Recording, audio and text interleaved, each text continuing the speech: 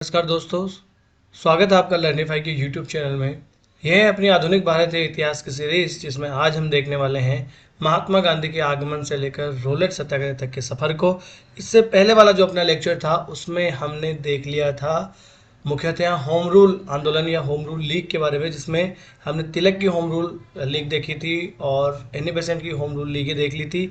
तिलक ने अपनी home rule जो लीग या आंदोलन है वो स्थापित कर लिया था अप्रैल 1916 में, और अप्रैल 1900 सितंबर 1916 में बाद में स्थापित कर लिया जाता है एनी बेसेंट के द्वारा भी मद्रास में आर्यर नामक स्थान पर। तिलक का मुख्य केंद्र होता है पूना, है ना। तिलक अपने मराठा और केसरी समाचार पत्रों के माध्यम से और एनी बेसेंट न्यू इंडिया और कॉमनवेल्थ के माध्यम से अपना प्रचार प्रसार चलाती हैं। उसके बाद में हमने देख लिया था कि किस प्रकार से जो होम रूल आंदोलन है उसका पतन हो जाता है। तो ये हमने पिछले लेक्चर में देख लिया था। आज हम जो है आज के लेक्चर में गांधी का आगमन करवा देंगे और बाद में रोलेट सत्याग्रह तक उनके द्वारा जो जो आंदोलन भारत में चले जाते हैं वो देख लेंगे। ये है महात्मा गांधी, लेकिन अभी तक ये महात्मा नहीं बने थे। इस फोटो में जो दिखाया जा रहा है, माफ कीजिएगा, गला थोड़ा खराब है अभी भी। तो प्रथम महायुद्ध के बाद में राजनीति में बहुत सारे परिवर्तन आने शुरू हो जाते हैं और इन परिवर्तनों को एक दिशा देते हैं महात्मा गांधी, जो 1919 से लेकर उनकी मृत्यु तक यानी 1948 ईस्वी तक भारत के स्वतंत्रता आंदोलन के एक प्रमुख नेता बनकर उभरे रहते हैं और इतने लंबे सफर तक जो है वो एक बड़े नेता जो है भारतीय आंदोलन के रहते हैं। अब भारत में आने से पहले महात्मा गांधी दक्षिण अफ्रीका में रहा करते थे। दक्षिण अफ्रीका में एज ए बैरिस्टर या वकील के तौर पर ये रहा करते थे। तो 1893 ईस्वी से लेकर 1914 ईस्वी तक ये दक्षिण अफ्रीका में रहते हैं और दक्षिण अफ्रीका में ही इनके व्यक्तित्व का विकास होता है। जो ये भारत में आके फिर आंदोलन वगैरह चलाते हैं, इसका व्यक्तित्व का विकास जो है ये कहाँ होता है, तो अफ्रीका में ही इनके व्यक्तित्व का विकास होता है। अपने दक्षिणी अफ्रीकी प्रवास के जो इनका प्रारंभिक चरण होता है उसमें सबसे पहले तो एक वकील के तौर पर वहाँ पर जाते हैं। उसके बाद में एक राजनीतिज्ञ के रूप में नस्ली भेदभाव का विरोध, नरमपंथी राजनीति ये वहाँ पर शुरू कर देते हैं, क्योंकि दक्षिणी अफ्रीका में जो भी भेदभाव की नीति वहाँ पर अपनाई जा रही थी ब्रिटिश सरकार के द्वारा, क्योंकि वहाँ पर भी ब्रिटिशर्स का ही शासन होता है और गोरी सरकार होती है, तो ब्लैक लोगों के साथ वहाँ पर बहुत सारा आप कहोगे भेदभाव होता है, चाहे उसमें वहाँ के स्थानीय लोग हों या एशिया के कुछ लोग वहाँ पर गए हुए हों, और एशिया में खासकर भारतीय लोग जो हैं उनके साथ, है ना।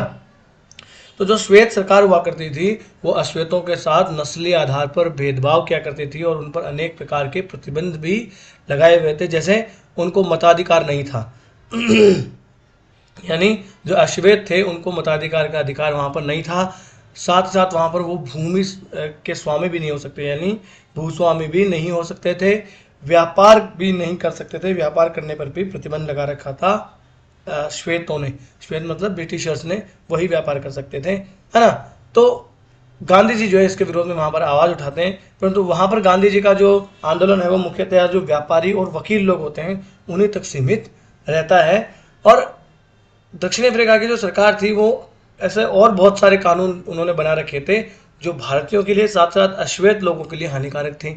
जैसे भारतीयों के लिए पंजीयन करवाना बहुत आवश्यक था वहाँ पर, और एक पास रखना आवश्यक था, है ना। जैसे कोई भी अगर कोई भी कांड होता तो वो आपको आके पास पूछेंगे, आपके पास पास है।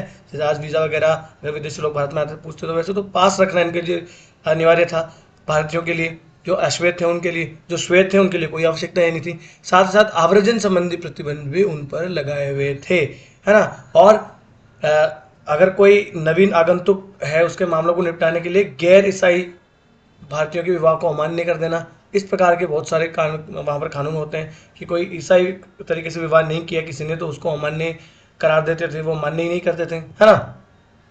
जो वहाँ पर अनुबंधित श्रमिक हुआ करते थे उन पर 3 पाउंड का वो टैक्स भी लगाया करते थे। बताओ, श्रमिक लोगों पर भी टैक्स लगाए तो वो कैसे भरेंगे। इस प्रकार के अनेक वहाँ पर जो है कानून होते हैं जो भेदभावकारी तो होते ही हैं, साथ ही साथ वो अपमानजनक भी होते हैं। और इसी आधार पर बाद में विभिन्न धर्म, संप्रदाय और वर्गों के लोग इन कानूनों के विरुद्ध में एकजुट होने लगते हैं और उनको एकजुट करने में महात्मा गांधी की भूमिका महत्वपूर्ण होती है। और इनमें अगर देखें तो हिंदू, मुसलमान, पारसी, लगभग सभी समुदाय के लोग इसमें होते हैं। और इन्हीं एकजुटता के माध्यम से महात्मा गांधी के व्यक्तित्व में एक अखिल भारतीय एकता की विचारधारा की नींव भी पड़ जाती है। अखिल भारतीय कैसे? क्योंकि भारत के जैसे मान लिया बिहार के मजदूर वहाँ पर हुआ करते थे और अलग अलग क्षेत्रों के वहाँ पर लोग हुआ करते थे, तो सब लोगों को इन्होंने एक साथ मिलकर काम किया। साथ साथ हिंदू, मुसलमान, पारसी, तो सभी धर्मों को मिलकर उन्होंने वहाँ पर काम किया। तो एक अखिल भारतीय विचारधारा तो वहीं पर इनके दिमाग में बन चुकी थी, महात्मा गांधी के। कहाँ पर? दक्षिणी अफ्रीका में ही। ठीक है। दक्षिणी अफ्रीका में महात्मा गांधी ने अपने विचारधारा को प्रचार प्रसारित करने के लिए दो इन्होंने सेटलमेंट बनाए थे, आपको कि आश्रम टाइप के बनाए थे। एक फिनिक्स सेटलमेंट कहते हैं एक को, एक है टोल्स्टॉय फार्म, है ना। तो ये पूछा जा सकता है कि महात्मा गांधी जो है दक्षिण अफ्रीका में कहाँ रहते थे, तो फिनिक्स सेटलमेंट और टोल्स्टॉय फार्म में वो रहा करते थे। उनकी स्थापना महात्मा गांधी ने ही की थी, जहाँ पर वो जो भी कार्यकर्ता होते थे उनको अनुशासन, साथ ही साथ उनको सत्याग्रह की तकनीक वो वहाँ पर सिखाया करते थे, ताकि अहिंसक रूप से एक सत्याग्रह या आंदोलन चलाया जा सके, है ना। ये देखिए, ये टोल्स्टॉय फार्म की ही एक पिक्चर है महात्मा गांधी। देखिए ये रहे महात्मा गांधी यहाँ पर बैठे हैं, है ना। अब देखिए बात आई सत्याग्रह की, तो सत्याग्रह की तकनीक हुआ क्या करती थी। सत्याग्रह की देखिए कुछ सिद्धांत हुआ करते थे, उन सिद्धांतों पर ही सत्याग्रह चला करता था। क्या सिद्धांत हुआ करते थे कि सत्याग्रही कभी भी इस बात पर विचार नहीं करेगा कि क्या गलत है क्या सही है, वो हमेशा निडर और अहिंसक रूप से काम करता रहेगा। यानी अगर उनको लगता है कि नहीं ब्रिटिशर्स जो है हम पर लाठी बरसाई गलत कर रहे हैं तो हम भी लाठी बरसा दें, ऐसा नहीं। क्या गलत है क्या सही है हमें नहीं मतलब है, हम अपना काम जो है निडर होकर और अहिंसक रूप से करेंगे। वो हम पे लाठी भी बरसाएंगे तो भी हम अपना काम अहिंसक रूप से करेंगे, है ना। दूसरा, सत्याग्रही में बुराई के विरुद्ध संघर्ष करते समय सभी प्रकार की यातनाएं सहने की शक्ति होनी चाहिए, है ना। बुराई के विरुद्ध जब भी संघर्ष करें तो उनके पास यातनाएं सहने की शक्ति होनी चाहिए। अगर आप यातनाएं नहीं सह सकते तो आप सत्याग्रही नहीं हो सकते, है ना। बुराई के विरुद्ध संघर्ष की प्रक्रिया में एक सच्चा सत्याग्रही बुराई करने वाले से अनुराग रखता है, घृणा या द्वेष नहीं। इसका मतलब अगर अंग्रेज आपको पीट रहे हैं तो आप अंग्रेजों से नफरत नहीं करोगे, बल्कि आप क्या है बुराई से, ये क्या करते हैं जैसे शराबी से नफरत करो शराब से नहीं, इस प्रकार की, मतलब शराब से नफरत करो शराबी से नहीं, इस प्रकार की बातें, है ना। तो वही बात कि जो बुराई करने वाला है उससे तो आपको अनुराग रखना है, यानी उससे कोई द्वेष आपको नहीं रखना, चाहे वो आपके साथ गलत ही क्यों ना कर रहा हो। और एक सच्चा सत्याग्रही है वो बुराई के सामने कभी भी अपना सिर नहीं झुकाएगा, चाहे परिणाम कुछ भी हो, वो कभी भी उनके सामने झुकेगा नहीं कि कभी भी लगेगा कि मेरे पक्ष में परिणाम नहीं आ रहे तो चलो मैं समझौता कर लेता हूँ, ऐसा नहीं है। सत्याग्रही है वो टिका रहेगा हमेशा, और केवल बहादुर और दृढ़ निश्चय व्यक्ति ही सच्चा सत्याग्रही बन सकता है। जो बहादुर नहीं है, जो दृढ़ निश्चय नहीं है, वो सत्याग्रही नहीं बन सकता, क्योंकि सत्याग्रह कायर और दुर्बल लोगों के लिए नहीं है। कायर लोग और जो दुर्बल लोग हैं वो सत्याग्रह नहीं कर सकते। बात ये बिल्कुल सत्य है। आप कभी भी देखना, आप कभी किसी से बात कर रहे हो और आप बातों में कोई बात हो रही हो और अगला आदमी कमज़ोर होगा और वो आपकी बातों में जीत नहीं पाएगा, तो वो सीधा गाली गलौज पे आ जाएगा, या तो फिर वो मारने पीटने पर आ जाएगा। तो गाली गलौज करना, मारना पीटना भी तो हिंसा ही है। तो हाँ, तो एक सत्याग्रही जो है वो कभी भी हिंसक नहीं होगा, और कायर और दुर्बल व्यक्ति कभी सत्याग्रही नहीं बन सकता, क्योंकि कायर व्यक्ति ही हमेशा हिंसा का सहारा लेता है, और जो व्यक्ति हिंसा का सहारा लेता है उसका सत्याग्रह में कोई भी स्थान नहीं है। आगे मैं आपको बताऊंगा कि किस प्रकार से गांधी जी इन सिद्धांतों के टूटने पर आंदोलनों को वापस ले लिया करते थे। असहयोग आंदोलन को भी चोरा चोरी की घटना के बाद में इसी प्रकार से वापस ले लिया गया था। अब गांधी जी ने दक्षिण अफ्रीका में सफल आंदोलन सत्याग्रह चला लिया। उसके बाद में 1915 ईस्वी में 46 वर्ष की आयु में भारत लौटते हैं, और जब भारत लौटते हैं तो इनके चर्चे ऑलरेडी भारत में होते हैं, क्योंकि इन्होंने तो दक्षिण अफ्रीका में काम किया था और वहाँ की ब्रिटिश सरकार को झुकाया था। तो वो सब जो है इनके बारे में भारत में ऑलरेडी फैल चुका था, पर इतने फेमस ये अभी भी भारत में नहीं थे, है ना। इनको प्रसिद्धि ऑलरेडी थोड़ी बहुत मिल चुकी थी भारत में। भारत में आते हैं तो भारत में इनके राजनीतिक गुरु होते हैं गोपाल कृष्ण गोखले, जो कि नरमपंथी नेता होते हैं। गोपाल कृष्ण गोखले से ये मिलते हैं, तो गोपाल कृष्ण गोखले इन्हें बोलते हैं कि बहुत साल हो गए आपको भारत में रहे, आप भारत के बारे में जानते नहीं है इतना, तो एक काम कीजिए 1-2 साल आप जो है भ्रमण कीजिए भारत में और भारत को जानिए। जैसे अभी किसी राजनीतिक पार्टी से मतलब नहीं है, जैसे राहुल गांधी जो है अभी भारत यात्रा इन्होंने भारत जोड़ो यात्रा करके ऐसा कोई यात्रा इन्होंने, इसे कोई पॉलिटिकल स्टेटमेंट मत समझना आप, ऐसे कोई यात्रा निकाली है। तो इनको भी किसी ने ऐसे ही सलाह दी होगी कि आप एक बार भारत के बारे में जानिए, भारत में घूमिए तो सही, है ना। तो इसी प्रकार से मतलब गांधी जी को भी गोपाल कृष्ण गोखले जो उनके राजनीतिक गुरु हुआ करते थे, उन्होंने इसी प्रकार का इन्होंने सलाह दी कि आप 1-2 वर्ष जो है ना भारत में घूमो शांति से, अभी किसी भी पछड़े में अंग्रेजों से उलझने की जरूरत नहीं है। और उसके बाद में अहमदाबाद के पास में साबरमती नदी के किनारे पर ये आश्रम बनाते हैं, साबरमती आश्रम भी स्थापित कर लेते हैं गांधी जी। और ताकि वहाँ पर जो है सत्याग्रहियों से ये मिला जुला करेंगे, सत्याग्रहियों को फिर ये अपने सिद्धांत सिखाया करेंगे, साथ साथ रचनात्मक कार्यक्रम करेंगे। रचनात्मक कार्यक्रम में क्या आता है, खादी, खादी एक कातना, सूत कातना सिखाएंगे, साथ ही साथ छुआछूत, इस प्रकार के कार्य जो है, छुआछूत का अंत, इस प्रकार के कार्य जो है यहाँ पर ये सिखाया करते थे अपने साबरमती आश्रम में। इस प्रकार ये 1-2 साल भारत में शांति से घूमते फिरते हैं और अगले 3 वर्षों में जो है वो अन्याय के विरुद्ध, जो स्थानीय अन्याय हो रही थी उनके विरुद्ध ये आवाज़ उठाते रहते हैं। सबसे पहला उनका कोई महत्वपूर्ण कार्य अंग्रेजों के उपनिवेशों की सहायता के लिए भारतीय मजदूरों की जो वृद्धि किए जाने वाले गिरमिटिया प्रथा थी उसके विरुद्ध ये आवाज़ उठाते हैं। मतलब सबसे पहले कोई आवाज़ उठाते हैं तो ये गिरमिटिया प्रथा थी, उसके विरुद्ध में आवाज़ उठाते हैं। गिरमिटिया प्रथा क्या थी, तो ये भारत में जैसे बिहार हो गया और बंगाल हो गया, यहाँ के जो मजदूर लोग हुआ करते थे इनको ले जाया जाता था, जैसे अफ्रीका हो गया, मॉरिशस हो गया, इस प्रकार के देशों में ले जाया जाता था, गुयाना हो गया, वहाँ पर ले जाकर इनसे खेती, कपास की, गन्ने वगैरह की खेती करवाई जाती थी। तो यही गिरमिटिया प्रथा कहलाती है, क्योंकि जो अनुबंध होता था, जो अग्रीमेंट होता था, उनको गिरमिट कहा जाता था। स्थानीय भाषाओं में गिरमिट उसको लोग कहते थे, तो गिरमिट से ही गिरमिटिया प्रथा का नाम आया। तो ये गिरमिटिया प्रथा भी आपको याद रखनी है। तो इसके लिए जो है इन्होंने आवाज़ उठाई थी गांधी जी ने सबसे पहले। देखिए ये भारतीय गिरमिटिया मजदूर और उनके वंशज, किताब लिखी है दिनेश चंद्र श्रीवास्तव ने। अगर आपको और भारतीय गिरमिटिया मजदूरों के बारे में जानना है तो आज देखिए मॉरिशस के प्रधानमंत्री हैं प्रविंद जगन्नाथ वगैरह, वो भारत के ही गए हुए हैं, वो गिरमिटिया मजदूर ही है वहाँ पर, है ना। ठीक है, अब देखिए एनसीईआरटी में इनकी सबसे पहली सार्वजनिक उपस्थिति, देखिए पहला आंदोलन नहीं बता रहा हूँ मैं, पहली सार्वजनिक उपस्थिति, अगर यूपीएससी कभी स्टेटमेंट ऐसा बना दे कि गांधी जी की प्रथम सार्वजनिक उपस्थिति चंपारण आंदोलन में थी पहली, तो वो गलत हो जाएगा, क्योंकि एनसीईआरटी के अकॉर्डिंग पहली सार्वजनिक उपस्थिति इनकी हुआ करती थी फरवरी 1916 ईस्वी में बनारस हिंदू विश्वविद्यालय का उद्घाटन समारोह हो रहा होता है, उसमें गांधी जी को भाषण के लिए बुलाया जाता है ना। तो देखिए यही एनी बेसेंट का जो हिंदू कॉलेज हुआ करता था, हिंदू संस्कृत हिंदू कॉलेज, वही बाद में जाके फरवरी 1916 में बनारस हिंदू विश्वविद्यालय बनता है। मदन मोहन मालवीय जो है वो महत्वपूर्ण भूमिका इसमें, इसको बनाने में निभाते हैं।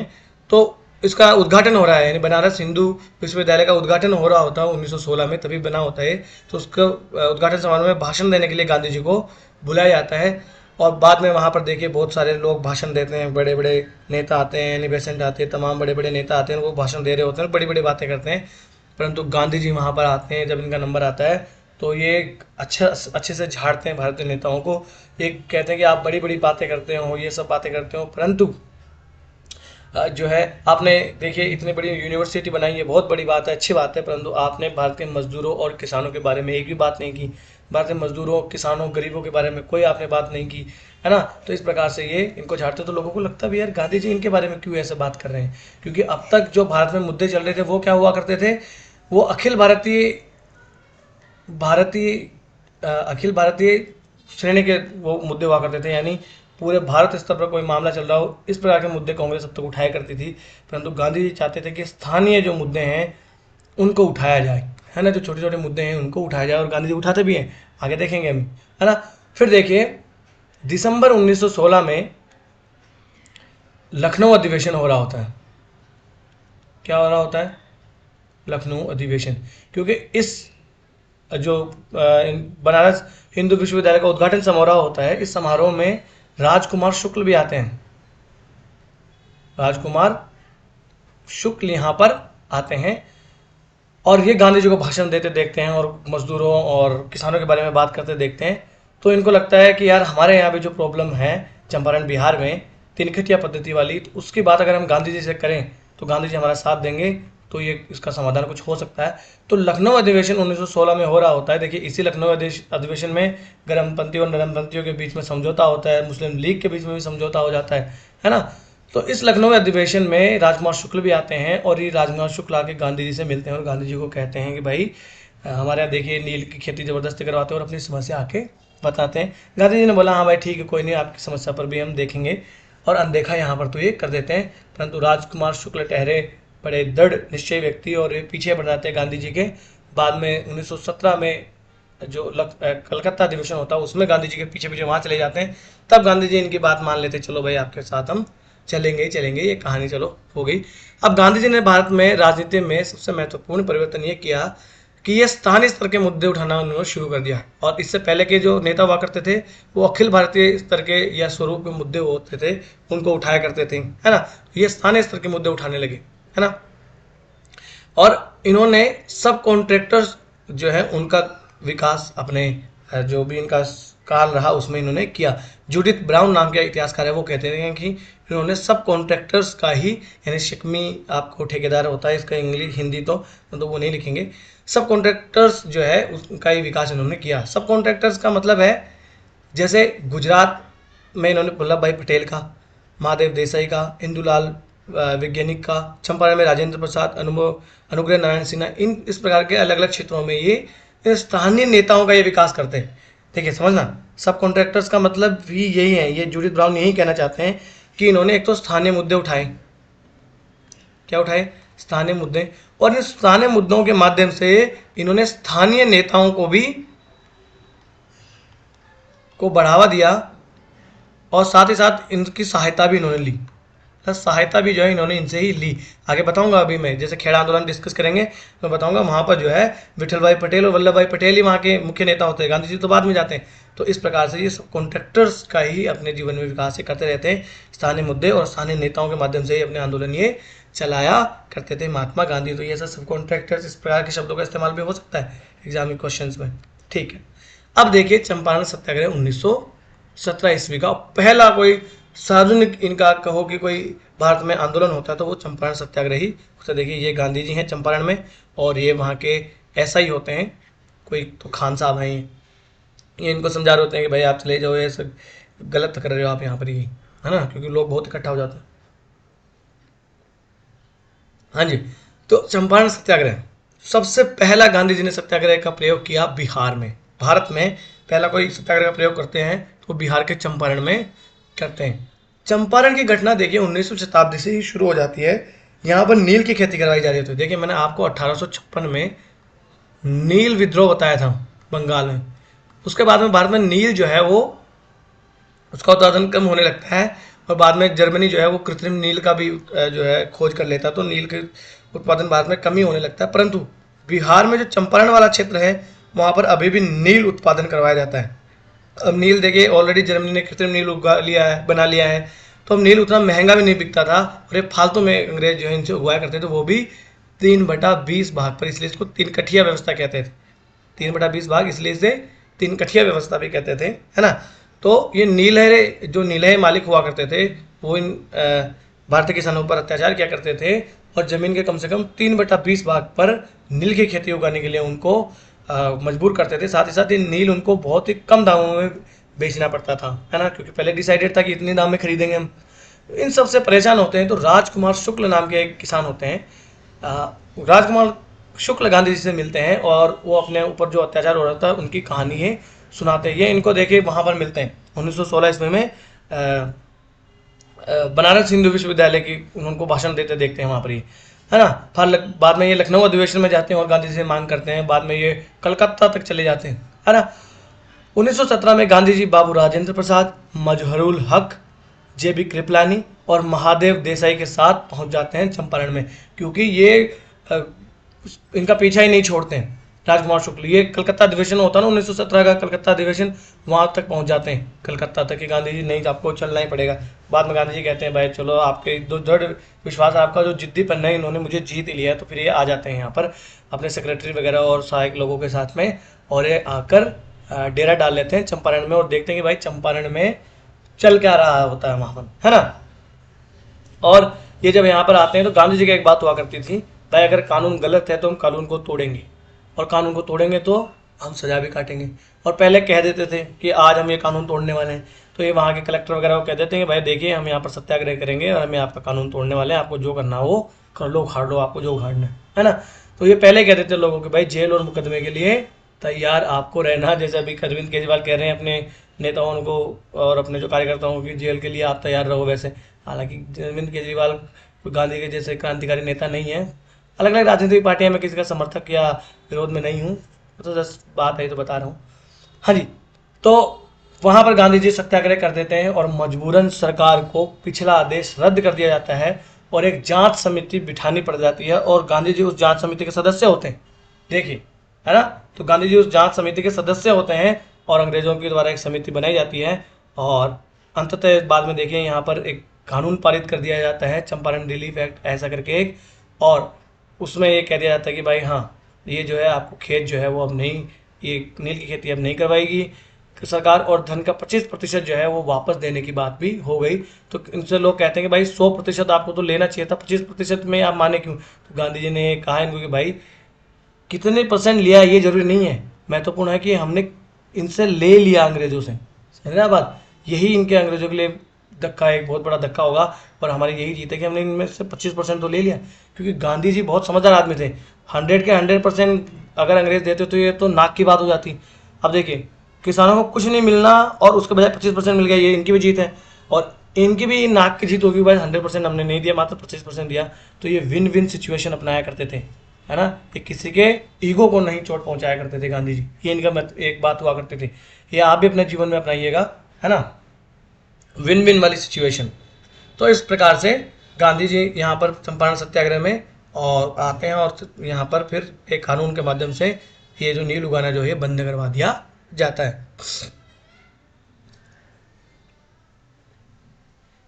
उसके बाद में देखिए, वो मील वाला बाद में पढ़ेंगे, ये पढ़ेंगे खेड़ा सत्याग्रह होता है पहले। खेड़ा सत्याग्रह क्या होता है, खेड़ा के जो पाटीदार किसान होते हैं, पाटीदार किसान होते हैं, पाटीदार किसान परेशान आ जाते हैं 1918-19 में। होता क्या है वहाँ पर, एक तो अकाल पड़ा हुआ होता है ना, क्योंकि बारिश जो है वो नहीं होती, उसकी वजह से अकाल पड़ा हुआ होता है। साथ ही साथ उस टाइम पे प्लेग जो है वो फैली होती है ना। जैसे अभी 2019 में अपना कोविड आया, तो वैसे ही 1919 में भी प्लेग आया था और इसी प्रकार की एक महामारी आई थी। तो प्लेग की वजह से लोग परेशान थे, है ना। साथ ही साथ इस वक्त देखिए प्रथम विश्व युद्ध चल रहा था, तो महंगाई वैसे ही बढ़ रही थी, महंगाई बढ़ी हुई थी, है ना। जो खेत मजदूरी जो हुआ करती थी वो यहाँ पर बढ़ी हुई थी और पाटीदार किसान थोड़े बड़े किसान हुआ करते थे, है ना। तो ये खेत मजदूरियाँ यहाँ पर बढ़ी हुई थी और सरकार ने टैक्स भी यहाँ पर बढ़ा दिया। तो पाटीदार किसान जो है इससे परेशान हुआ करते थे, भाई देखो हमारी फसलें चौपट हो रखी है और आप टैक्स पे टैक्स बढ़ाए जा रहे हो, लगान में कुछ आप छूट नहीं दे रहे हो, तो भैया हम टैक्स नहीं देंगे। वहाँ के स्थानीय नेताओं ने एक देना बंद कर दिया। फिर ये लोग आके गांधी जी से मिलते हैं और गांधी जी वहाँ पर देखिए सरदार पटेल और इनके और जैसे एक और होते हैं विठल भाई पटेल, विठल भाई पटेल होते हैं, और भी वहाँ पर जो पारेख करके, मोहनलाल पारेख, मोहनलाल पांड्या और एक पारेख करके एक नेता और होते हैं। ये सब नेता बाद में गांधी जी से आके मिलते हैं कि भाई देखो ये हमारे साथ गलत कर रहे हैं, हमारे उत्पादन हो नहीं रहा, फसल हुई नहीं है और ये लगान पे लगान बढ़ाए जा रहे हैं और नहीं हम दे रहे तो हमारे सामान उठा के ले जा रहे हैं, है ना। तो इस प्रकार से फिर गांधी जी वहाँ पर जाते हैं और गांधी जी लोगों का साथ देते हैं, सत्याग्रह करते हैं वहाँ पर भी। और फिर गांधी जी के वहाँ पर जाने की वजह से सरकार ये कह देती है कि चलो भाई जो लगान दे सकता है उसी से लगान हम लेंगे और जो लगान नहीं दे सकता उस लगान को, उनसे लगान हम जबरदस्ती वसूल नहीं करेंगे। तो खेड़ा सत्याग्रह में भी गांधी जी जाते हैं। तो यूपीएससी पूछ लेगी इनमें से किस आंदोलन में गांधी जी ने नेतृत्व प्रदान किया, तो हाँ, खेड़ा सत्याग्रह में गांधी जी ने नेतृत्व प्रदान किया था। और यहाँ के सब कॉन्ट्रैक्टर्स कौन हुआ करते थे, मोहनलाल पांड्या और एक कोई पारेख साहब हुआ करते थे, विठल भाई पटेल हुआ करते थे, और जो यहाँ पर आप कहो तो सरदार पटेल हुआ करते थे। ये सब लोग यहाँ पर हुआ करते थे।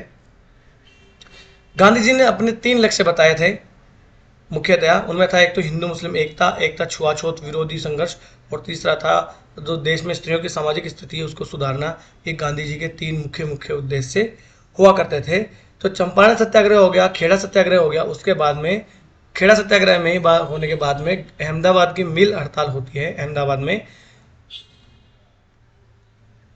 में मिल हड़ताल। देखिए होता क्या है, महंगाई देखिए चरम पर होती है खूब, क्योंकि युद्ध चल रहा होता है इस वक्त, और हर चीज़ों की महंगाई जो है वो बढ़ जाती है। फसलें जो है वो अकाल की वजह से कम हो रही होती है। और प्लेग भी यहाँ फैला हुआ था।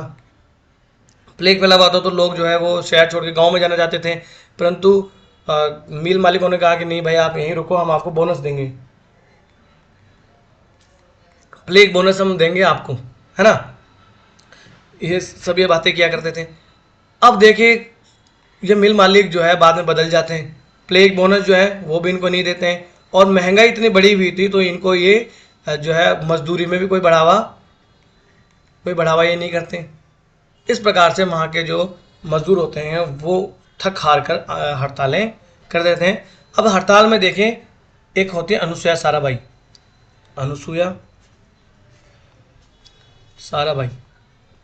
और एक होते हैं इनके भाई अम्बालाल साराभाई।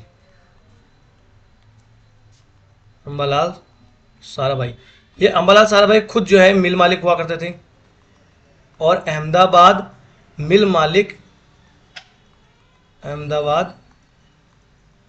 मिल मालिक जो सभा होती थी उसके अध्यक्ष भी हुआ करते थे अम्बालाल साराभाई। तो अनुसुईया साराभाई आती है गांधी जी के बाद में के पास में, और जो ये अम्बालाल साराभाई हैं ये भी गांधी जी के पास में आते हैं और कहते हैं कि भाई चलो और हमारे बीच में समझौता आप एक बार करवा दो। बहुत मिन्नतें करने के बाद में गांधी जी वहाँ पर जाते हैं और मजदूरों से बातें करते हैं, है ना। बाद में गांधी जी फिर भी थोड़ा टालम टोल का रवैया ही अपना रहे होते हैं, क्योंकि गांधी जी कभी भी वर्ग संघर्ष नहीं चाहते थे, है ना। वर्ग संघर्ष मतलब दो वर्गों के बीच में कभी भी वो संघर्ष नहीं चाहते थे। इस प्रकार के क्वेश्चन यूपी से पूछ लेगी। वर्ग संघर्ष मतलब जैसे मजदूर वर्सेस मालिक, ये तो वर्ग ही हो गए ना, दो, एक वर्ग है, तो इनके बीच में कभी संघर्ष नहीं चाहते थे, है ना। किसान वर्सेस जमींदार, है ना, ये कभी गांधी जी नहीं चाहते थे, ये हमेशा समझौते वाली रुख अपनाया करते थे। तो गांधी जी सीधा सीधा ये जो है किसी का भी साथ देने से हिचकिचा रहे थे इस वक्त तक। परंतु होता क्या है कि मजदूरों को निकाल देते हैं जो मिल मालिक होते हैं, और वहाँ पर ताला लगा देते हैं मिलों में। उसके बाद गांधी जी को बुरा लगता है कि नहीं यार भाई मजदूरों के साथ गलत हो रहा, तो फिर ये गांधी जी मजदूरों के साथ पूरी तरीके से साथ देते हैं, और मजदूर कह रहे हैं भाई 50% बोनस जो है हमें दिया जाए या इंक्रीमेंट जो किया जाए। पर ये मजदूरों को मनाते कि आप 50% नहीं 35% पर आप लेके आओ, गांधी जी कहते हैं। तो भाई मजदूर 35% पर राजी हो जाते हैं, भाई 35% जो है वो हमको आप दिलवा दो, कोई नहीं। फिर बहुत दिनों तक वहाँ पर हड़ताल चलती है, सत्याग्रह चलते हैं, और ये लोग मानते नहीं हैं। तो जब गांधी जी की बात नहीं मानते तो गांधी जी के पास लास्ट एक हथियार था, ब्रह्मोस। ब्रह्मोस मतलब गांधी जी तो अहिंसक थे, तो आप ब्रह्मोस कैसे, ब्रह्मोस इनके पास था भूख हड़ताल। और इस भूख हड़ताल के माध्यम से बड़े बड़ों को झुका दिया करते थे। भूख हड़ताल ये कर देते हैं, आखिर में मिल मालिकों को झुकना पड़ जाता है। बाद में 35% तो नहीं मगर 27.5% के आसपास जो है वो इनको आपको कि बोनस दे दिया जाता है, और ये फिर इस प्रकार से समझौता इनके बीच में हो जाता है। तो देखिए वर्ग संघर्ष यहाँ भी इन्होंने नहीं होने दिया। इस प्रकार से 1918 में अहमदाबाद की मिल हड़ताल जो थी उसको भी गांधी जी जो है वो सुलझा देते हैं। ठीक है, आगे चल लेते हैं।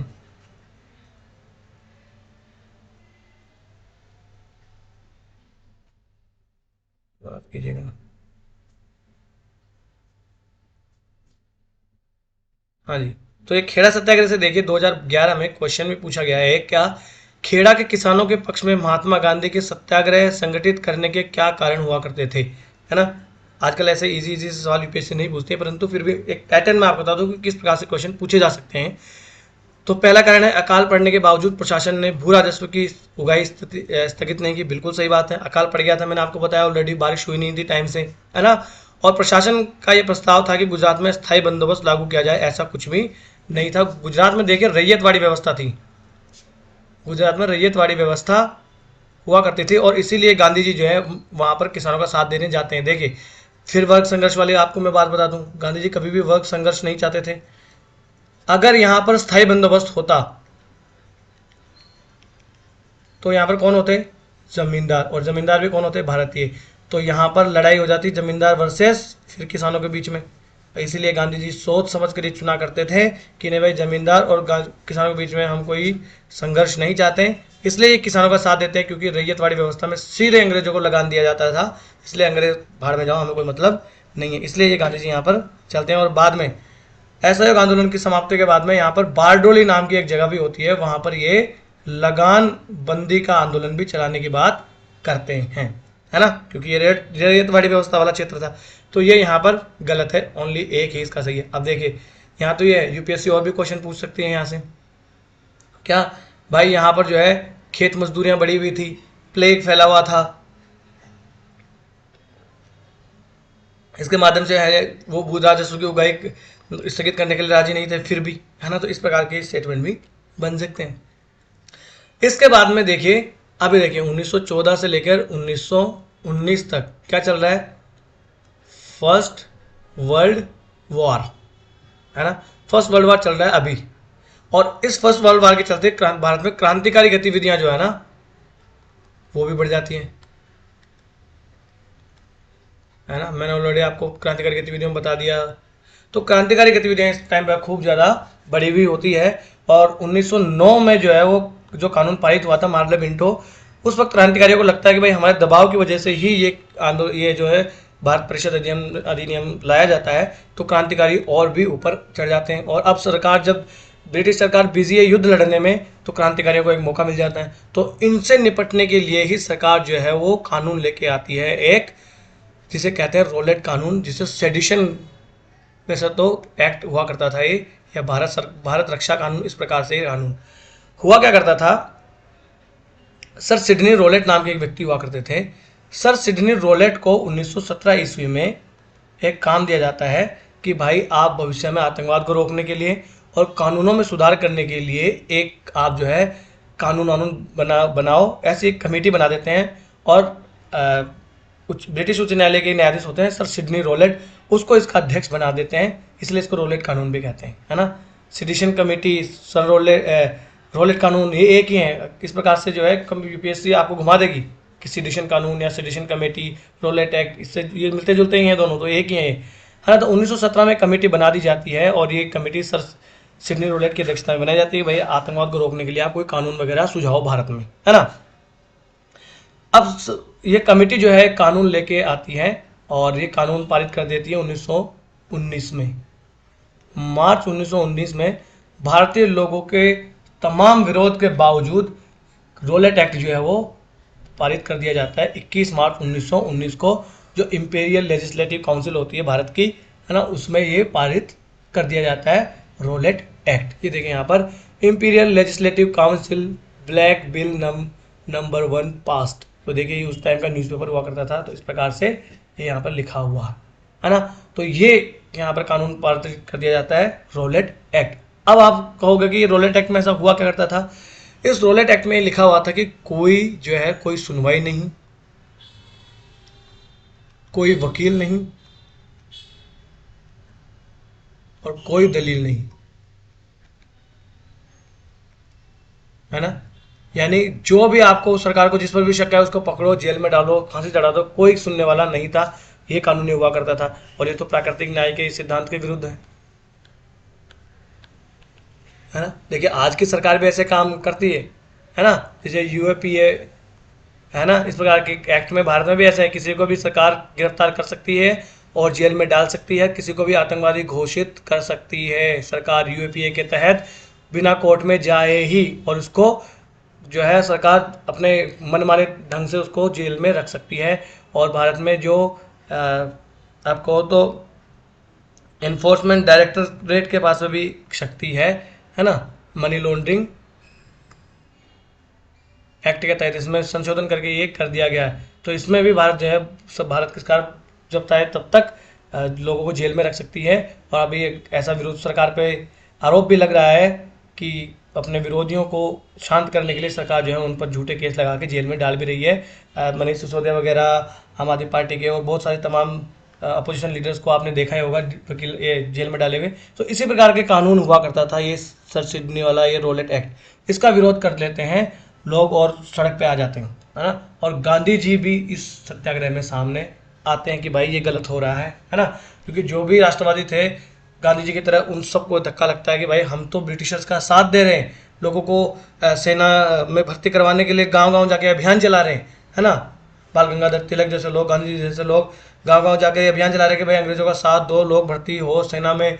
अंग्रेज जब जीत जाएंगे तो युद्ध के बाद में हम लोगों को अधिकार देंगे, बराबरी का अधिकार देंगे, है ना। इस प्रकार से डोमिनियन स्टेटस देंगे, इस ये सब बातें हुआ करती थी। पर अब लोगों को लगा कि यार ये तो सरकार गलत कर रही है, हम तो सरकार का साथ देने में लगे, है ना। इसलिए बाद में फरवरी 1919 ईस्वी में रोलेट एक्ट का विरोध करने के लिए एक सत्याग्रह सभा बना दी जाती है, जिसके अध्यक्ष जो है वो गांधी जी स्वयं ही होते हैं। इस सत्याग्रह सभा में शंकरलाल बैंकर, उमर शोमानी और डी साम्य भी हुआ करते थे। उसके बाद में 30 मार्च 1919 की तिथि एक अखिल भारतीय सत्याग्रह के आंदोलन के लिए निर्धारित की जाती है। 30 मार्च को हम पूरे भारत में अखिल भारतीय सत्याग्रह आंदोलन चलाएंगे रोलेट कानून के विरुद्ध में। हालांकि बाद में तिथि 30 मार्च से 6 अप्रैल कर दी जाती है, पर लोगों को तिथि बदलने का पता नहीं होता, तो बहुत सारे क्षेत्रों में तो 30 मार्च को ही हड़ताल शुरू हो जाती है। जैसे दिल्ली में 30 मार्च को ही हड़ताल हो गई थी और बाद में 6 अप्रैल को फिर पुनः हड़ताल होती है। तो आपको ये फरवरी 1919 याद रखना है। यहाँ पर सत्याग्रह सभा बना दिए जाते हैं और कहा जाता है भाई 30 मार्च 1919 को हम जो है वो हड़ताल करेंगे, सत्याग्रह शुरू करेंगे। परंतु बाद में इसको 6 अप्रैल कर दिया जाता है और लोगों को पता नहीं लगता, तो कुछ लोग तो 30 मार्च को ही हड़ताल ये कर देते हैं, फिर 6 अप्रैल को फिर से हड़ताल की जाती है ना। ये था रोलेट सत्याग्रह। ये रोलेट सत्याग्रह हालांकि देखिए सफल नहीं हो पाता, क्योंकि ये एक्ट वापस सरकार नहीं लेती है। जिस कानून को वापस कराने के लिए सरकार ने काम किया, वही लोगों ने सत्याग्रह किया, वही वापस नहीं लिया, तो असफल ही है ना। जिस प्रकार से स्वदेशी आंदोलन चला था बंगाल विभाजन के विरोध में, और बंगाल विभाजन को ये जो है रद्द नहीं करवा पाया, इसलिए ये भी असफल था। तो इस प्रकार से रोलेट सत्याग्रह को भी हम असफल ही कहेंगे। इसके आगे की कहानी जो है हम कल के लेक्चर में पढ़ेंगे कि किस प्रकार से वे रोलेट सत्याग्रह के विरोध में जब गांधी जी आंदोलन करने के लिए जाते तो गांधी जी को गिरफ्तार कर लिया जाता है। फिर जलियांवाला बाग हत्याकांड होता है ना, कि वहाँ पर जलियांवाला बाग में अमृतसर में 13 दिन वहाँ पर 13 अप्रैल या मार्च के दिन जो है, आपकी जगह डेट थोड़ा सा कन्फ्यूजन हो, 13 है डेट तो, पर अप्रैल है कि मार्च है, 1919 में जो है वहाँ पर लोग जो बैठक कर रहे होते हैं बैसाखी के दिन, वहाँ पर गोलियां चला दी जाती है जनरल ओ डायर के द्वारा। इस प्रकार से हम देखेंगे ये जुड़े हुए सब चीज़ें, है ना। तो रोलेट सत्याग्रह के विरोध में वो सब होता है ना। फिर धीरे धीरे असहयोग आंदोलन शुरू होता है, यहीं पर खिलाफत आंदोलन चल रहा होता है, गांधी जी खिलाफत आंदोलन का भी साथ लेते हैं, है ना। ये सब चीज़ें हम इसमें देखेंगे। तो आज का लेक्चर वैसे हम यहीं समाप्त कर देंगे। तो रोलेट सत्याग्रह के विरुद्ध की से रिलेटेड यूपीएससी क्वेश्चन पूछ चुकी है, शायद 2014 का पेपर है यूपीएससी का। क्या है क्वेश्चन? रोलेट सत्याग्रह के संदर्भ में निम्नलिखित कथनों पर विचार कीजिए। रोलेट अधिनियम सेडिशन कमेटी की सिफारिश पर आधारित था। बिल्कुल सर, रोलेट सेडिशन कमेटी की सिफारिश पर ही ये बनाया गया था, है ना। हमने ऑलरेडी यहाँ पर देख लिया, सिडनी रोलेट जो थे इसको सेडिशन कमेटी भी कहते हैं, ये भी आपको याद रखना है ना। तो सिडनी रोलेट कमेटी जो है उसकी अध्यक्षता में बनाया जाता है। तो हाँ, सेडिशन कमेटी उसे कहते हैं, तो उसकी सिफारिश पर आधारित था। बिल्कुल। रोलेट सत्याग्रह में गांधी जी ने होम रूल लीग का उपयोग करने का प्रयास किया, तो बिल्कुल गांधी जी यह देखिए होम रूल लीग का इस्तेमाल यहाँ पर भी करते हैं, असहयोग आंदोलन में भी करेंगे, और आप देखो तो मुस्लिम लीग का इस्तेमाल भी ये करते हैं। कल को मुस्लिम लीग के बारे में भी दे रहे, तो मुस्लिम लीग के नेताओं का भी इस्तेमाल ये करते हैं। साइमन कमीशन के आगमन के विरुद्ध हुए प्रदर्शन रोलेट सत्याग्रह के साथ साथ हुए, तो बिल्कुल गलत है। साइमन कमीशन होगा 1928 में, है ना। 1927 में साइमन कमीशन होता है, तो घोषित होता है, 1928 में आते हैं। तो लाला लाजपत राय को जब मारा जाता है, ये तो 1928 की बात है, और यहाँ पर बात हो रही है 1919 ईस्वी की, तो साथ साथ कैसे हो सकते हैं? तो तीसरा गलत है, तो ये गया और ये गया, और तो 1 और 2 इसके आंसर हैं। बिल्कुल होम रूल लीग का इस्तेमाल इन्होंने किया था, ठीक है ना। ये चीज़ें याद रखनी है आपको। रोलेट एक्ट का लक्ष्य क्या था? युद्ध प्रयासों को अनिवार्य समर्थन, बिना मुकदमा चलाए बंदी बनाना और मुकदमे की सुनवाई संक्षिप्त प्रक्रिया द्वारा, तो बिल्कुल यही इसका उद्देश्य हुआ करता था। खिलाफत का दमन बिल्कुल नहीं, खिलाफत आंदोलन तो बाद में चलता है। प्रेस स्वतंत्रता पर प्रतिबंध बिल्कुल नहीं, इस प्रकार का कानून नहीं था ये। रोलेट एक्ट जो था वो बिना मुकदमा, भी मैंने बताया, कोई वकील नहीं, कोई दलील नहीं, है ना, सीधा फैसला ऑन द स्पॉट करने वाला कानून हुआ करता था रोलेट एक्ट। तो देखिए क्वेश्चन ऐसे ही बनते हैं, ठीक है। तो बस आज का लेक्चर हम यहीं समाप्त कर देते हैं। अगला जो लेक्चर होने वाला है उस लेक्चर में हम देखेंगे जलियांवाला बाग हत्याकांड, असहयोग आंदोलन, खिलाफत आंदोलन, फिर असहयोग आंदोलन को वापस ले लिया जाता है, किस प्रकार से जो है दक्षिण भारत में मोपला विद्रोह वहाँ पर हो जाता है। इस प्रकार के जो है हम देखेंगे। फिर उससे अगले वाले लेक्चर्स में हम सभी ने अवज्ञा आंदोलन करवा देंगे, है ना। ठीक है, तो आज का लेक्चर हम यहीं समाप्त कर लेते हैं। इस लेक्चर की पीडीएफ अगर आपको चाहिए तो आप चाहिए लर्निफाई अनलॉकिंग नॉलेज के नाम से टेलीग्राम पे अपना चैनल है, यहाँ से आप स्कैन कर सकते हैं और डिस्क्रिप्शन बॉक्स में लिंक भी दिया हुआ है। वीडियो अगर आपको अच्छा लगा हो तो लाइक कर दीजिए और चैनल को सब्सक्राइब कर लीजिए। और भी आपका कोई भाई बंधु मित्र सका दोस्त हो जो आपको लगता हो कि हमारा चैनल जो है रिकमेंड करने से उसे फ़ायदा हो सकता है, तो आपसे रिक्वेस्ट है कि आप ज़रूर कीजिए, है ना। और आपको कोई सलाह लेनी हो या कोई सलाह देनी हो तो आप हमें कमेंट्स बॉक्स में लिख सकते हैं। बड़े ही लोकतांत्रिक ढंग से हम अपने इस छोटे से परिवार को आगे बढ़ाएंगे। नमस्ते, धन्यवाद।